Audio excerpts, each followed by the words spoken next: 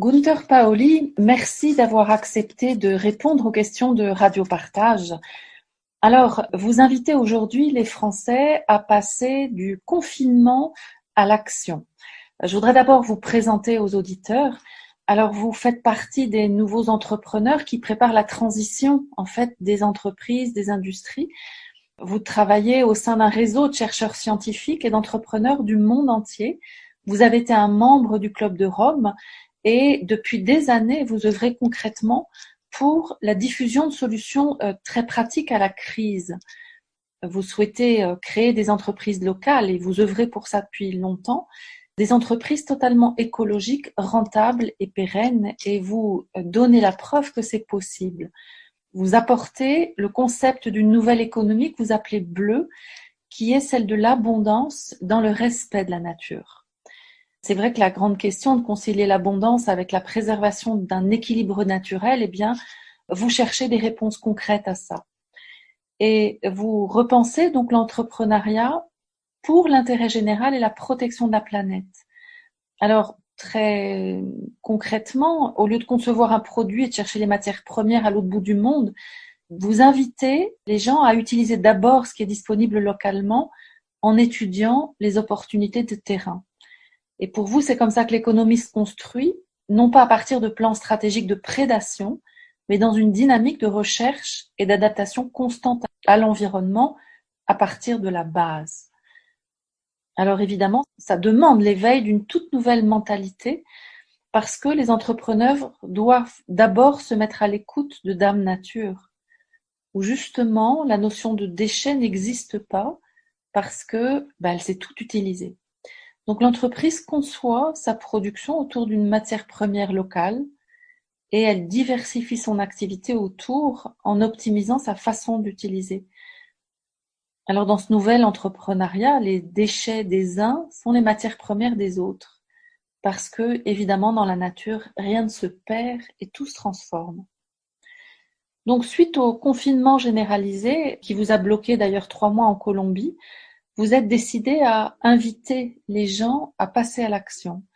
Donc, vous préparez activement une sorte de tour de France à la rencontre des gens en compagnie de Idriss Aberkan. J'ai cru comprendre que l'idée de rencontrer les gens sur le terrain pour des forums d'échange dont le but est de faire émerger les opportunités de la France de demain pour construire l'après sur des bases nouvelles. Alors, est-ce que vous pouvez nous en dire un petit peu plus ? Alors, je crois que vous avez des projets, j'ai entendu dire que vous aviez des projets, une sorte de tour de France pour faire part de vos idées. Ah, mais on a plus que des projets. On a décidé de faire le tour de France. C'est-à-dire, on a décidé d'être à l'écoute des frustrations, des désirs, des rêves des Français.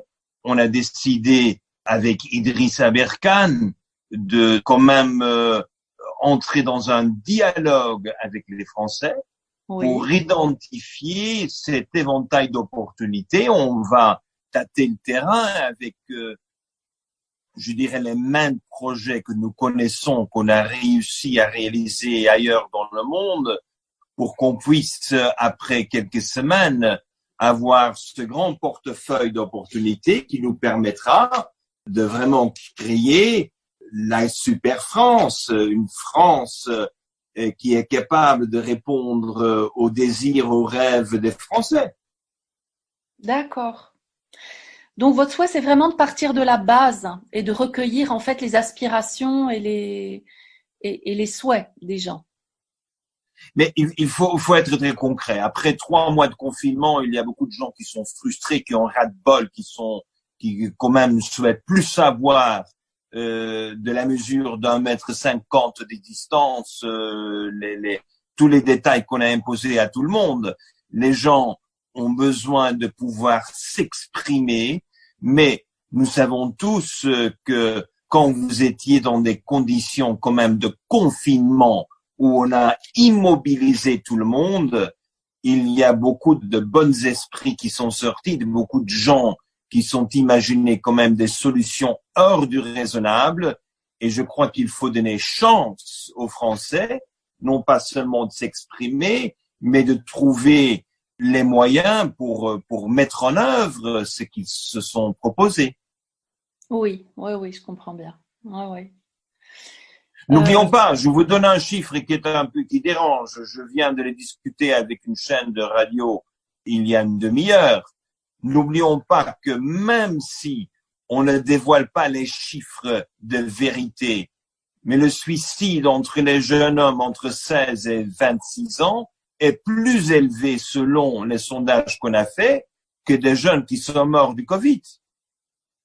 Oh là là, oui. Alors c'est quand même un chiffre hurlant, c'est quand même un chiffre qui nous met à penser. Et c'est une des raisons pour laquelle on fait un appel aux gens pour dire, mais partagez. Il faut le dire, il faut s'exprimer, mais surtout de transformer cette énergie négative qui pourrait même aboutir au pire de choses pour transformer cette énergie en une énergie positive. Ça, c'est notre but. D'accord. Alors, est-ce que vous envisagez des pistes concrètes pour justement fédérer ces énergies voilà, de changement? Comment vous voyez les choses et vous, qu'est-ce que vous proposez de spécifique, Gunther Pauli? De spécifique, c'est que quand on arrive le matin dans un quartier, un village, une ville, le soir, vers 9h30, on aura un portefeuille d'opportunités. Et quand vous avez plusieurs opportunités, il faut faire une chose qu'on est obligé de faire toujours, comme père de famille, comme jeune avec des jouets, comme même entrepreneur d'entreprise. Il faut faire le choix. Il faut mettre des priorités. Et je crois que c'est ça ce qui est important. Il faut remettre les gens devant un éventail d'opportunités. Ils vont faire le choix. Et le choix, c'est quoi? Ce qui est le plus évident, le plus rapide et qui va fédérer le plus nombre de gens. Bien sûr, bien sûr. Ouais. Et après, c'est action, action, action. On n'aime pas avoir les bavards. On a le droit de parler 24 heures, mais après, c'est l'action. Hein. Faut passer à l'action. Les gens ras-le-bol d'être quand même immobilisés dans une époque de crise. Il faut vraiment pouvoir mobiliser les gens. D'accord.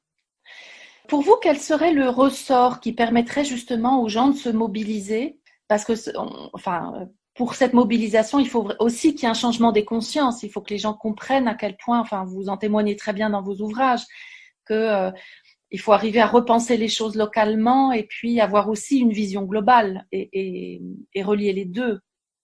Alors, la première chose qu'il faut faire, c'est de savoir quels sont les atouts que j'ai autour de moi. Qu'est-ce que j'ai à ma disposition? Hein, c'est toujours mon petit exemple traditionnel. Si je prends un café, j'ai le marc café. Avec le marc café, je peux faire des champignons. Quand j'ai fait pousser des champignons, j'ai des résidus qui sont bourrés, qui sont pleins d'aminoacides, qui sont extraordinaires, nourriture pour les poules. Et les poules, si sont des pondeuses, elles me donnent des œufs. Alors, j'ai des œufs, des poules, des champignons et j'ai le café. C'est 4 fois plus, à condition que je me rende compte de ce que j'ai disponible. Mais pour autant que je considère que ce sont des déchets, par ignorance, j'ai aucune idée que ces déchets me servent à quelque chose. Si j'appelle une herbe une mauvaise herbe parce que j'ai aucune idée à quoi ça sert, alors c'est exactement là où on a besoin d'un encadrement. Et cet encadrement, c'est la découverte des opportunités dans la nature. Bien sûr, bien sûr. Et pour cet encadrement, c'est-à-dire vous envisagez, parce que je crois comprendre que vous adressez en fait aux gens qui sont, aux entrepreneurs, aux gens qui veulent créer quelque chose de nouveau ou des nouvelles structures. Comment vous les accompagnez? Est-ce que vous les formez? Comment vous concevez ça? Alors, chaque enfant est né comme un entrepreneur. Je connais pas un enfant à 3 ans qui fait un planning pour la journée. L'enfant fait un peu le tour et l'enfant regarde les petits jouets autour et l'enfant décide ce que l'enfant fera. C'est-à-dire qu'il faut réveiller l'enfant en moi, il faut réveiller l'enfant en soi, et il faut quand même lui donner surtout et avant tout l'inspiration et le pouvoir d'agir. Trop de gens croient quand ils ont une bonne idée qu'il faut faire un plan d'affaires. Arrêtons de faire des plans d'affaires. Passons à l'action. L'enfant ne va pas faire un plan d'affaires pour jouer avec Lego. C'est ridicule. Mais c'est dans la situation actuelle que nous sommes qu'il faut quand même démystifier les actions qu'on exige normalement des entrepreneurs. Qu'est-ce qu'on a besoin? On a besoin d'un coach, un mentor. Et c'est là, lors des réunions par village, par quartier, par ville, nous allons non pas seulement identifier les opportunités, mais on va également identifier les mentors, les coachs, parce que c'est évident que je ne souhaite pas que les gens fassent un apprentissage dur en faisant trop d'erreurs. Et la meilleure formule, c'est quand même d'avoir une équipe, d'avoir 2, 3, 4, 5 personnes autour qui font exactement la même démarche avec le même intérêt, que c'est le bien commun. D'accord. Oui, je comprends bien. Donc, vous voulez vraiment utiliser toutes les ressources locales, à la fois, voilà, toutes les ressources biologiques, organiques, et puis aussi toutes les ressources humaines, quoi, qui sont Mais même plus que volonté. ça, je prends l'exemple que peut-être vous connaissez déjà, la lumière. Alors, l'infrastructure le plus répandue dans la société, c'est l'illumination, c'est la lumière. Ouais. Il y a une ampoule et bon voilà, on peut prendre et éteindre la lumière. La lumière, ça me donne la possibilité de faire la transmission des données. Alors, si moi j'ai l'opportunité de faire la transmission des données avec la lumière, je n'ai plus besoin du débat du 5G contre le Wi-Fi, contre autre chose. Tout d'un coup, j'ai la possibilité de faire une transmission de données et voir une géolocalisation en utilisant les ampoules que nous avons sous le toit. Et je crois que il faut pas seulement penser en semences, en production de champignons, en ressources humaines. Non, non, non. L'infrastructure que nous avons à la disposition est aussi intéressante qu'autre chose. Et je crois que c'est la combinaison de toutes ces opportunités que nous donneront quand même un espoir, parce que reconnaissons quand même, chute de l'économie avec au moins 10-15%, augmentation de chômage au moins avec quelques millions. Alors tout d'un coup, on se retrouve devant quoi? On se retrouve devant une situation où il y a très peu de gens qui croient que c'est vraiment le futur de leur vie. Et c'est dans ce contexte-là qu'il faut vraiment réunir les opportunités, infrastructures, matières premières, ressources humaines, avec une belle inspiration. Et l'inspiration, c'est les cas concrets qui ont fonctionné ailleurs. D'accord. Est-ce que vous pouvez en dire un petit peu plus concrètement comment vous allez vous organiser? Alors, la force de la proposition a été assez simple, c'est-à-dire que il y avait un tweet et on a dit mais voilà, j'aimerais bien quand même déjeuner avec Interpoli pour m'imaginer comment je vais me sortir de la crise dans laquelle je suis. Alors tout d'un coup, nous avons reçu plus de 60 invitations et je crois que le plus important, c'est pas moi qui organise ni Idriss, ce sont nos hôtes qui organisent dans chaque ville, dans chaque quartier, dans chaque village, qu'est-ce qu'ils proposent qu'on devrait faire. Mais il faut qu'on parle avant tout avec des gens qui n'ont pas l'espoir, des gens avec espoir. Il faut parler avec des chômeurs, il faut parler avec les syndicalistes, il faut parler avec les bourgeois, les notaires, il faut parler avec tout le monde pour avoir un vrai éventail de la société aujourd'hui. Mais les gens se réunissent autour de la table avec un propos transformé pour le bien commun. Si vous n'avez pas l'intérêt de transformer la réalité autour de nous pour le bien commun avant tout, eh bien, il n'y a pas de futur pour la société. Mais nous avons eu tel nombre de réactions, qui inclut pauvre Guillaume, ne sait plus répondre au courrier. Hein. Bah, tant mieux, tant mieux. Oui, je comprends, c'est vraiment intéressant comme projet. Ouais. C'est-à-dire qu'il y a un esprit d'entreprendre. Et au lieu de dire aux gens qu'il faut maintenant prendre un MBA, un cours d'MBA ou faire un plan d'affaires, on dit non, non, non, non, passons à l'action. Ce que nous avons retrouvé, qu'il y a tant de gens de tout âge, de toute profession, de toute origine, qui se disent on souhaite passer à l'action. Et c'est ça ce qui est fascinant. Dans la proposition, on ne s'est jamais attendu à avoir une telle réponse.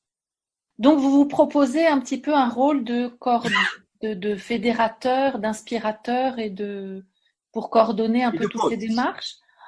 Et de coach. Et de coach, c'est même, ça. Si vous mettez une équipe ensemble, il faut quand même avoir un responsable technique qui met les gens ensemble pour comment jouer. Oui, oui. Mais sans honoraire, hein, je ne veux pas être payé. Notre but n'est pas d'en faire un job. Notre but est de vraiment contribuer. Idriss et moi, on souhaite contribuer à la création de la Super France pour qu'on est convaincu que la France a d'extraordinaires opportunités. Mais je suis désolé, pas avec la stratégie qu'on applique aujourd'hui. Bien sûr, bien sûr. Est-ce que vous pouvez en dire un petit peu plus sur la stratégie que vous envisagez? En quoi justement les actions que vous proposez, elles vont relever vraiment d'une pensée différente? Mais la pensée différente, c'est qu'on laisse à côté la globalisation traditionnelle. Hein? Ouais. On ne va pas sourcer du beurre et du sucre le monde entier pour en faire des petits biscuits qu'on pourrait vendre le monde entier. C'est pas notre but. Notre but est de pouvoir dire il y a une demande locale pour une bonne nourriture, pour de bons nutriments, pour la santé, pour l'hébergement, pour l'énergie, pour échange d'informations, etc.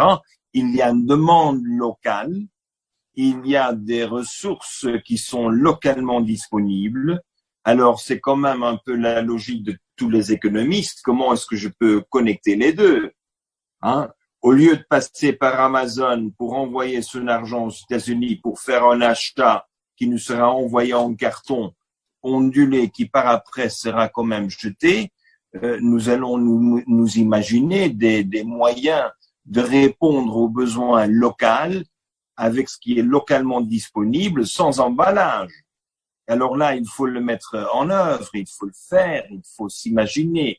Et la réaction de 95% des gens sera « Ah, mais c'est difficile et c'est compliqué ». Alors ces gens-là, je mets dans l'auditoire. Mais le 5% qui me propose, qui me dirait « Mais je crois que c'est possible », alors on va travailler avec les gens qui disent que c'est possible. D'accord. D'accord.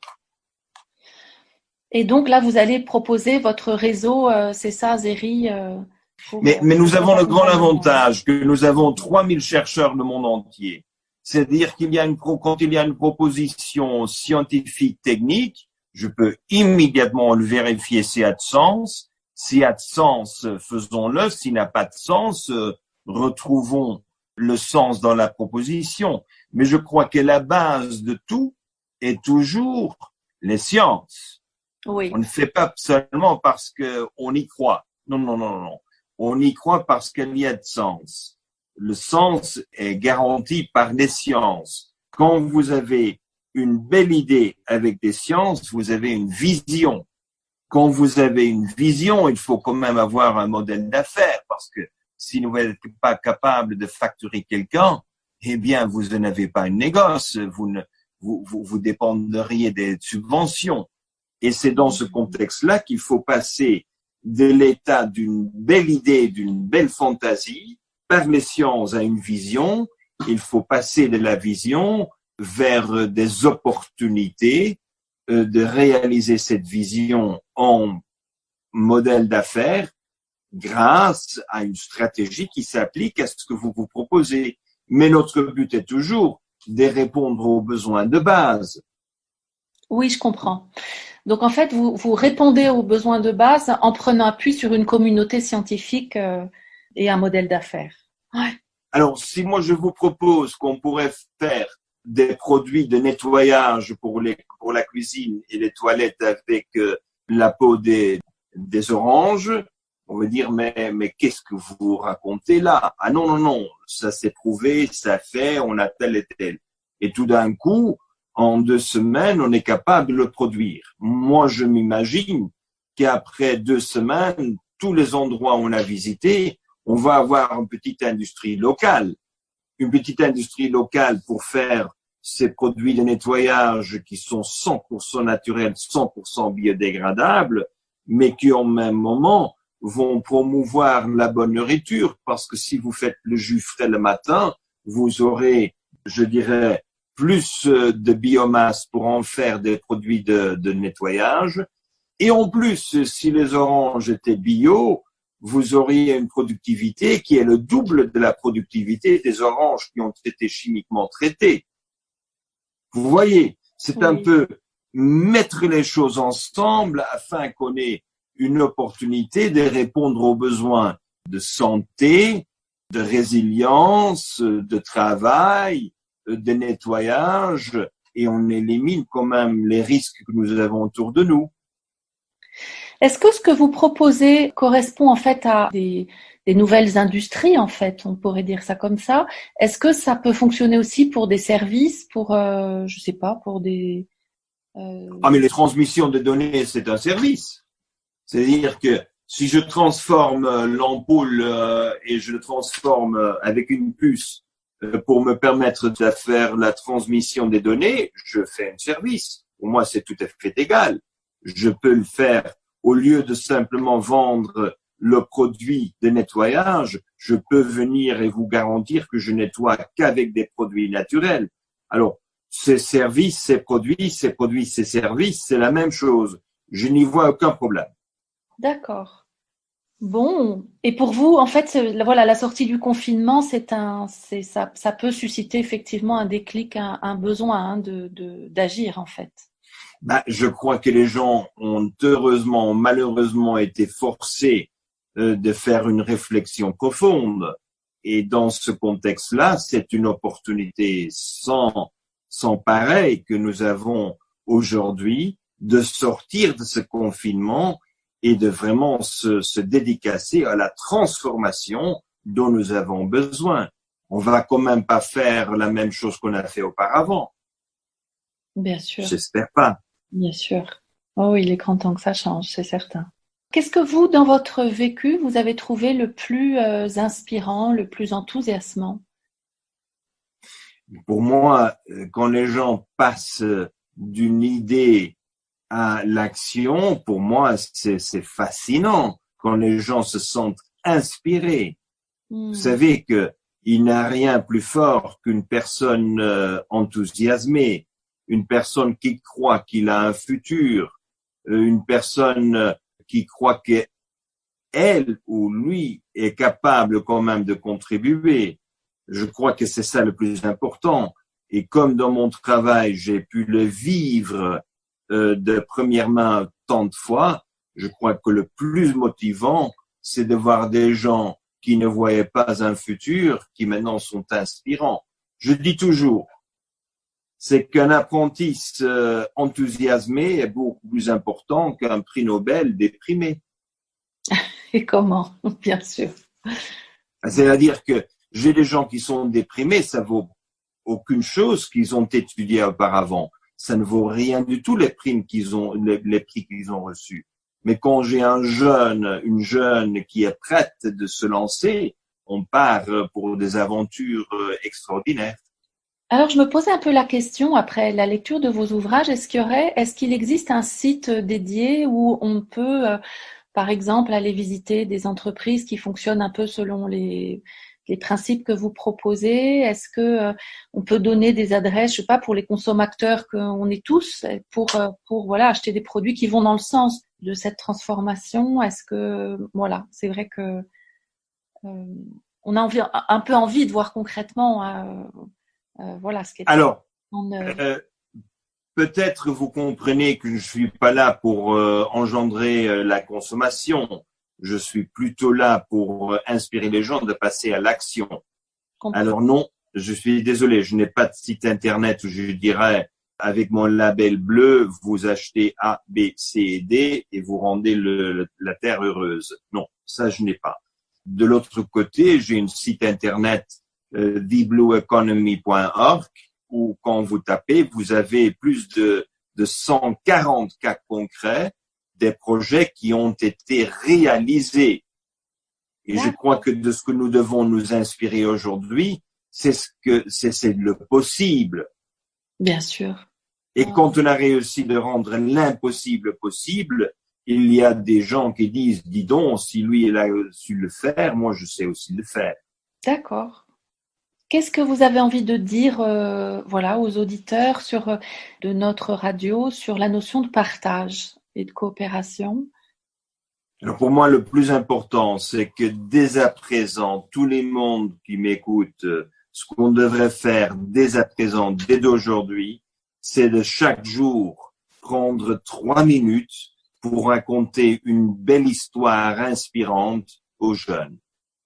Je crois que c'est le plus important pour la transformation de notre société. Et c'est la plus grande contribution qu'on pourrait faire.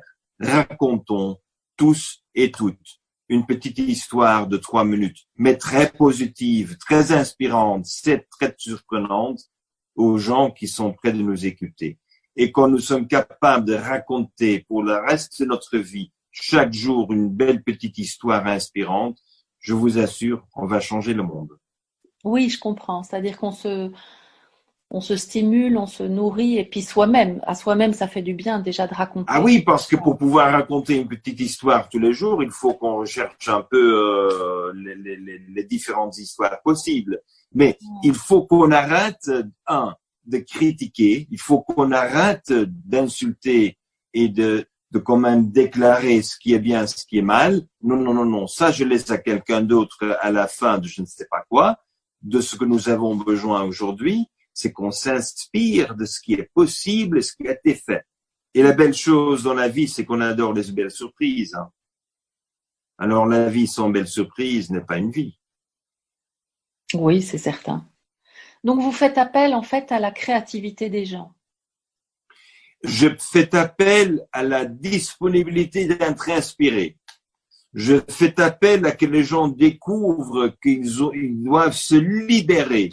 C'est pour ça que j'adore autant le travail d'Idriss. Idriss Aberkan, il nous demande de libérer le cerveau, il nous demande de libérer notre intelligence, il demande que l'on se libère de toutes les contraintes qu'on s'impose qui n'ont pas de raison. Oui, effectivement, il faut arriver à sortir des cadres établis pour oser des directions nouvelles. Exactement.